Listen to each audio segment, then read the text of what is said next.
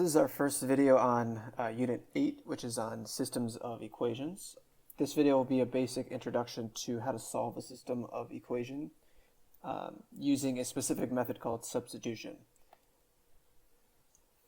Let's start by, let's go through an example. What I want to do is, while we're going through this example, I'll show you kind of the steps on how I want you guys to approach these types of questions. Okay, so we have two equations here, and let's call this equation 1, and this will be equation 2. In order to solve a system of equation, we're going to do a few things. Number one is we're going to isolate a variable. It could be either x or y in this case. Typically you want to pick whichever one's easier. Isolate a variable in one of the equations.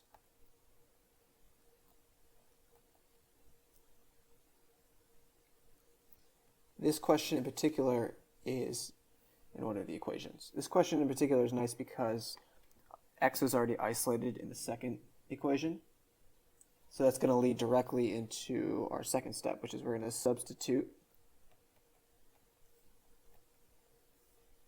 for that variable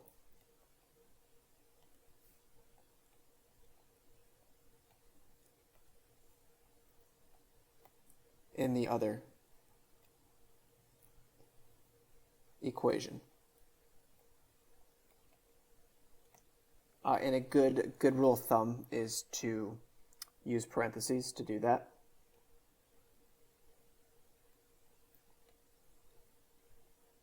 So I'll show you what I mean by that. So in this case, we've already isolated one variable, and that is we've isolated x in the second equation. So what we're going to do now is we're going to take this x and we're just going to plug it in here and then rewrite the entire thing by, instead of writing x in the first equation, we're going to write y plus 1. So this becomes y plus 1 because x is defined as y plus 1 in the second equation, plus y equals 4. Now step 3 is we're going to solve.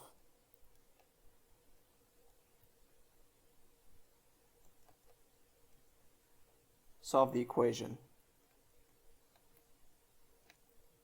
in which substitution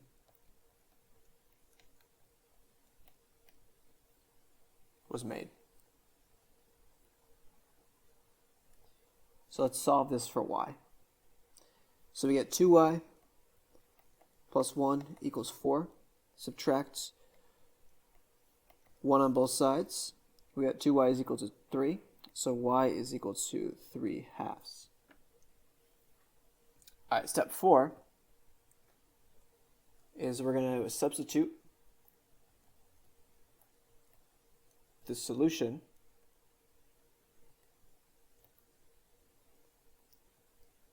from step 3, in this case that's 3 over 2, into the other equation.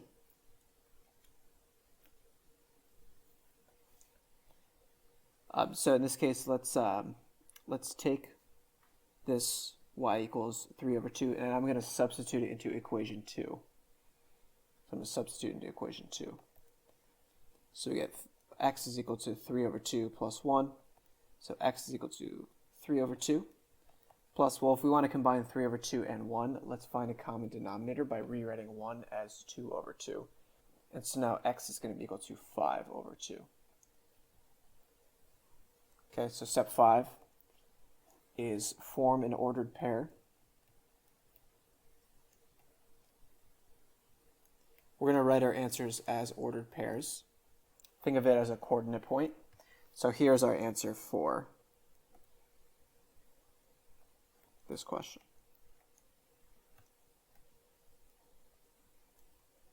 And typically what we want to do here is, this will be the only question I actually do this for, just to save time, but we do want to check our work.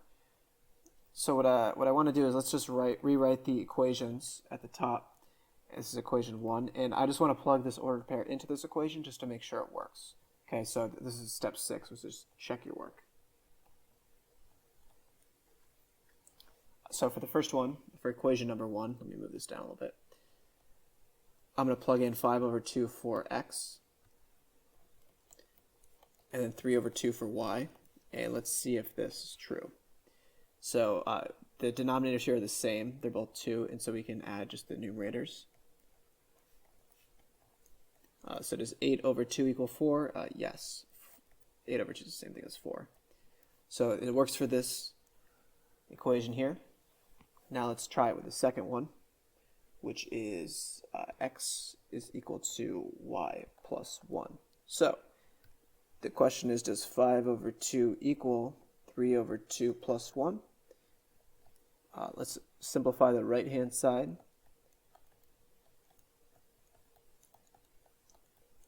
And so, yes, 5 over 2 does equal 3 over 2 plus 2 over 2.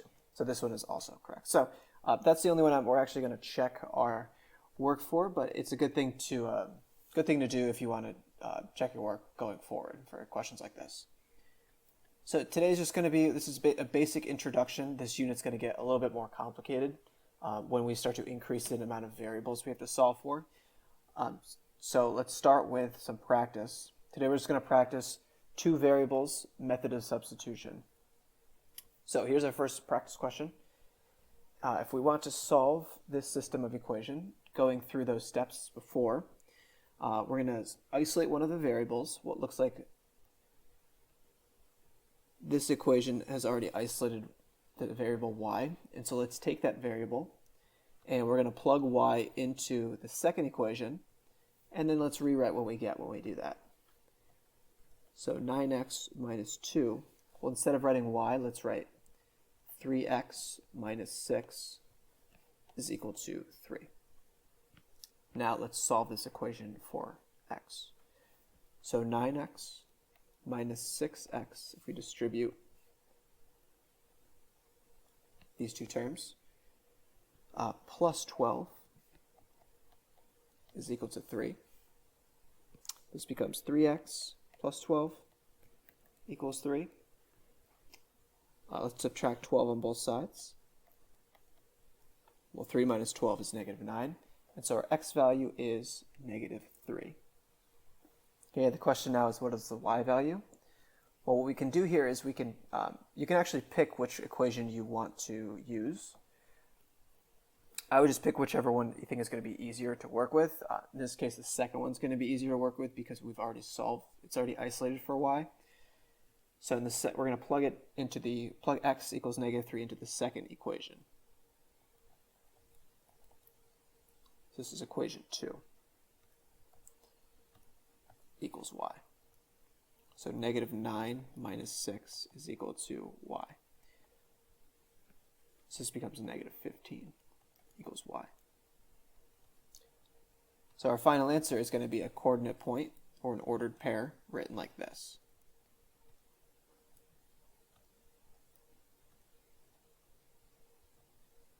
So negative 3, 15 is our final answer. All right, let's wrap up this video by going through a problem set. And then I just want to talk, once we do that, I just want to talk a little bit conceptually about what we're actually doing when we solve a system of equation. So problem set number 1, I would strongly encourage you guys to try these. This should be a review, so I want you to try these before I actually go through the answers, and then just check your work after you go through each question.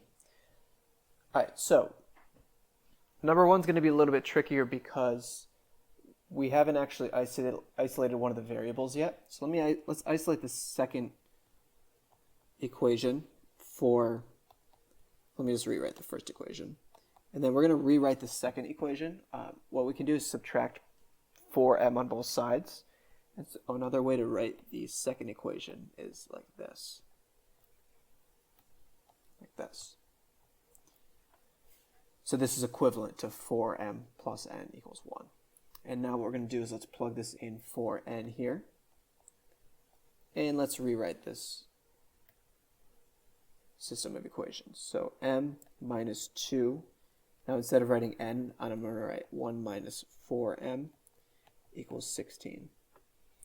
So m, if we distribute the negative 2 to both of these terms, is negative 2 plus 8m equals 16. Well, the m over here can add with the 8m, so we get 9m equals, and I'll add 2 on both sides, 18.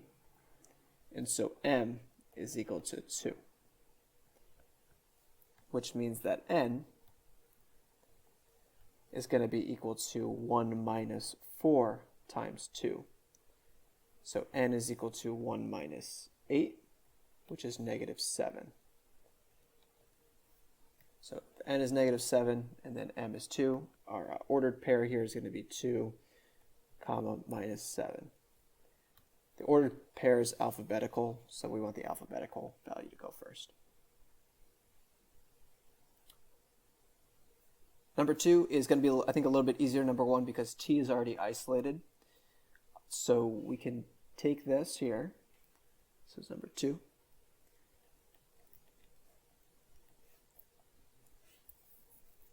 We're going to take the result that we have in equation 1, and we're going to plug it into equation 2 for t.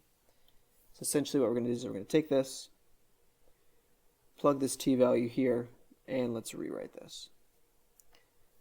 So instead of writing t, this is a 4 here. Instead of writing t, we're going to write 4 minus 2s, 4 minus 2s, plus 2s, equals 6. Okay, and we can rewrite this as 4. We could just get rid of the parentheses. Well, the minus 2s and plus 2s's will cancel. And if you notice, we have this statement. Because there's no value of s that makes this true, that actually means there's no solutions here. So there are no solutions for number 2. So no solutions. And again, we'll talk conceptually about what that actually means if there's no solutions. But in this case, there's no value that you can plug in for s and t that will make this statement or these two equations true for number 2. All right, and let's wrap up this video by going through number 3. Number 3, it looks like neither x nor y is isolated, so we want to isolate one of the variables. What I think we should do is let's take the equation in the second equation, and let's isolate that second equation for x. And we're going to do that by adding 3y on both sides. So if we add 3y on both sides, this becomes x equals 7 plus 3y.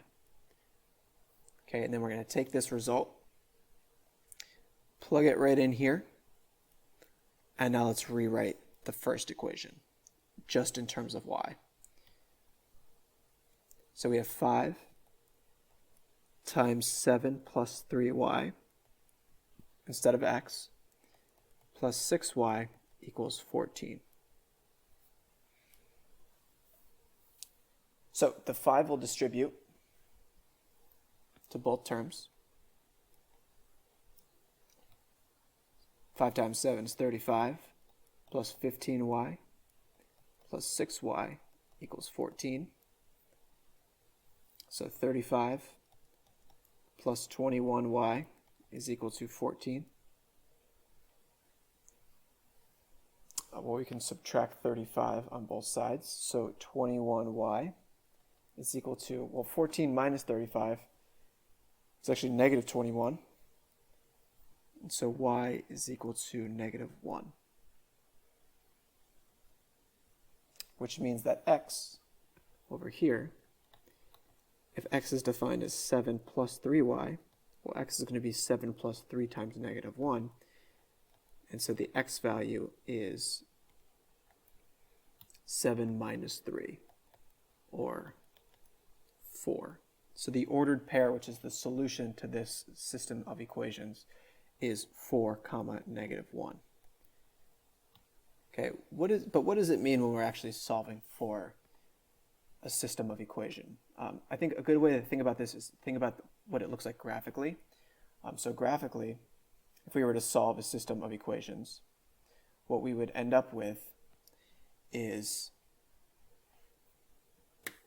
if we were to solve a system of equations that has two linear functions, what we're actually finding are the intersection point of the functions. So our last example, we had two equations, both are linear equations, and here on the right is a graph of what these two equations look like. The solution to the system of equations is going to be the point of intersection. So we ended up with 4 comma negative 1 as our solution. That means the point of intersection of this system of equations is 4 comma negative 1. And so whenever we're finding a system of equation, or solving for a system of equation, that means we're finding the point of intersection.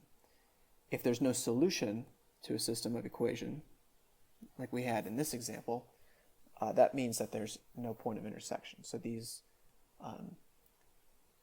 two equations do not intersect each other, which means that they're parallel. Okay, we're going to talk a little bit more about that in some upcoming lessons. All right, before we wrap up class today, make sure you guys complete problem set 2, where we're just going to practice some more of these systems of equation questions.